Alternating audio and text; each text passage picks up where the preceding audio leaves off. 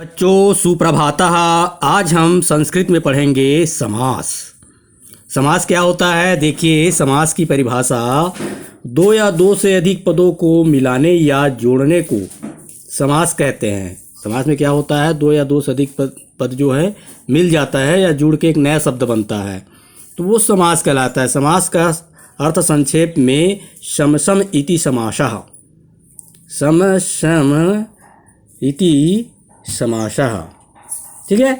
समास में आए पदों का अर्थ स्वतंत्र होता है, किंतु जब समास बन जाता है तो इसका एक सामूहिक अर्थ हो जाता है। समास में आए पद जो अलग अलग जो पद होते हैं उनका अर्थ जो है स्वतंत्र होता है, लेकिन जब दोनों जुड़ करके नया शब्द बन जाता है तो उसका एक सामूहिक अर्थ होता है ना।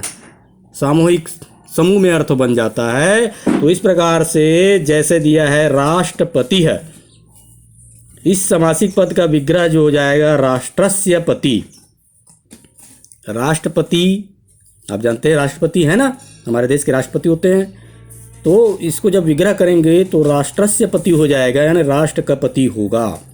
राष्ट्र का पति माने बालकस्य है ना, षष्ठी विभक्ति है, इस प्रकार से विभक्ति बन जाता है। तो समास के प्रकार, समास के 6 प्रकार होते हैं। पहला है तत्पुरुष समास, दूसरा द्विगु समास, तीसरा द्वंद्व समास, चौथा कर्मधारय समास, पांचवा बहुब्रीहि समास और छठवां है अवयवी भाव। इस प्रकार से 6 प्रकार के समास होते हैं, जिसमें पहला है तत्पुरुष समास। तत्पुरुष समास में प्रथम पद जो है विशेषण होता है और दूसरा पद जो है विशेष्य होता है। विशेषण यानी जो संज्ञा या सर्वनाम की विशेषता बताता है, जो विशेषता बताता है वो विशेषण कहलाता है, और जो विशेषण की विशेषता बताता है वो विशेष्य कहलाता है। तो इस प्रकार से तत्पुरुष समास में पहला पद विशेषण और दूसरा पद विशेष्य होता है, और अर्थात प्रथम पद दूसरे पद की क्या बताती है? विशेषता बताती है। इस समास का विग्रह करने पर प्रथम और पद से द्वितीय से सप्तमी तक विभक्तियां लगती है, यानी जो विभक्ति होती है प्रथमा विभक्ति, द्वितीय विभक्ति, तृतीय विभक्ति, चतुर्थी विभक्ति, पंचमी, षष्ठी, सप्तमी और संबोधन, तो संबोधन नहीं होता, सप्तमी तक की विभक्तियां इसमें लगती है। माने तत्पुरुष समास में सप्तमी तक, प्रथमा से लेकर सप्तमी तक की विभक्तियां लगती है। जैसे दीन दानम, तो इसका दीनाय हो गया, दीनाय दानम, तो यहाँ पर विभक्ति लग गया बालकाय है ना, बालकाय। और ये विशेषण है, ये विशेष्य है ना। प्रथम पद जो है विशेषण है, दूसरा क्या है? विशेष्य है, यानी विशेषण ये दीनाय यानी संज्ञा की विशेषता बता रहा है ना। और दानम विशेष्य है।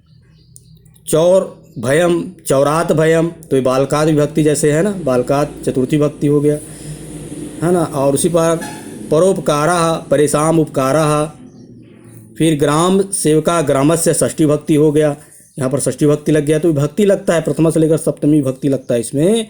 सभा पंडिता, सभायाम है ना, सभायाम पंडिता। तो इस प्रकार से इसमें प्रथम पद विशेषण हो जाता है, दूसरा पद विशेष्य होता है, और इसमें विभक्ति होता है, प्रथमा से लेकर सप्तमी विभक्ति लगता है। तो ये तत्पुरुष समास है। ये कौन कौन सी विभक्ति है, जब आप कारक रचना याद करेंगे तो उसमें समझ में आ जाएगा ये कौन सी विभक्ति है। ये बालकाय है, बालक का कारक रचना, चौरात है ना, बालकाम है, बालकस्य है, बालकायाम है। फिर दूसरा होता है द्विगु समास। द्विगु समास में संख्यावाचक शब्द पहले रहने पर तत्पुरुष समास की द्विगु संज्ञा होती है ना। तत्पुरुष समास की द्विगु संज्ञा होती है, माने पहला पद इसमें संख्यावाचक होता है, पहला पद इसमें संख्यावाचक होता है, तो वो द्विगु समास होता है। जैसे देखिए उदाहरण देखिए, पहला पद संख्यावाचक होता है नवरत्नम, तो इसका विग्रह हो गया नवा नाम रत्ना नाम समाहारा, माने 9 रत्नों का समूह। तो पहला पद 9 संख्या है ना। पंचवटी, तो पंचानाम वटानाम समाहारा, पंचवटी, तो 5 वटों का समूह 5 या पंचानाम, पंचानाम संस्कृत में है, 5 हिंदी में है, 5 संख्या है। उसी प्रकार त्रिप्रथम, त्रयानाम पथानाम समाहारा, तो 3 राहों का समूह है ना, तो 3 आ गया या त्रयानाम आ गया, तो यहाँ संख्यावाचक है। तो इस प्रकार से प्रथम पद इसमें जो है संख्यावाचक होता है। उसके बाद दूसरा है द्वंद्व, तीसरा है द्वंद्व समास। द्वंद्व समास, इस समास में दो या दो से अधिक पद समान अधिकरण के होते हैं, दोनों समान अधिकरण के होंगे। और इसमें क्या लगा रहता है, च जुड़े रहते हैं। च यानी और होता है, च जुड़ा होता है, माने च जुड़ा रहेगा मतलब वो क्या होगा, द्वंद्व समास होगा। च माने और होता है, और से जुड़ा होता है ना। जैसे द्वंद्व समास का उदाहरण देखते हैं इधर, राम लक्ष्मणो, तो रामश्च लक्ष्मणश्च, ये दो समान अधिकरण में है, दोनों राम और लक्ष्मण समान अधिकरण में है और च से जुड़ा हुआ है ना। रामा च लक्ष्मण च, है ना।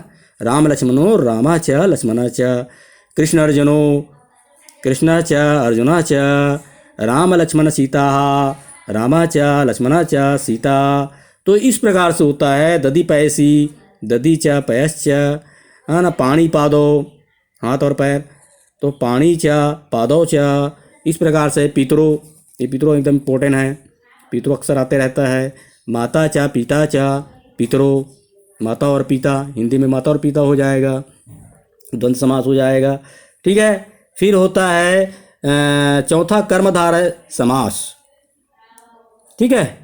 तो इस पद में, इस समास में पूर्व पद विशेषण होता है, जिसमें दोनों पद विग्रह करके कर्ता कारक में ही रखे जाते हैं, है ना। कभी कभी कर्मधारय में दोनों पद की विशेषता होती है। तो जैसे पीत वस्त्रम, पीतम च तत वस्त्रम, है ना। देखिए यहाँ पर भी च लगा हुआ है, लेकिन यह समान अधिकरण में नहीं है। पीतम है, फिर उसके बाद तत वस्त्रम हो गया है ना। पीतम और वस्त्रम भर रहता तो ये द्वंद्व हो जाता, है ना। पीतम च और वस्त्रम च रहता, तब दोनों जगह च रहता, और यहाँ तत नहीं रहता, है ना। तो इस प्रकार से ये कर्मधारय समास है। नील कमलम, नीलम च तत् कमलम, नीलम च तत् कमलम।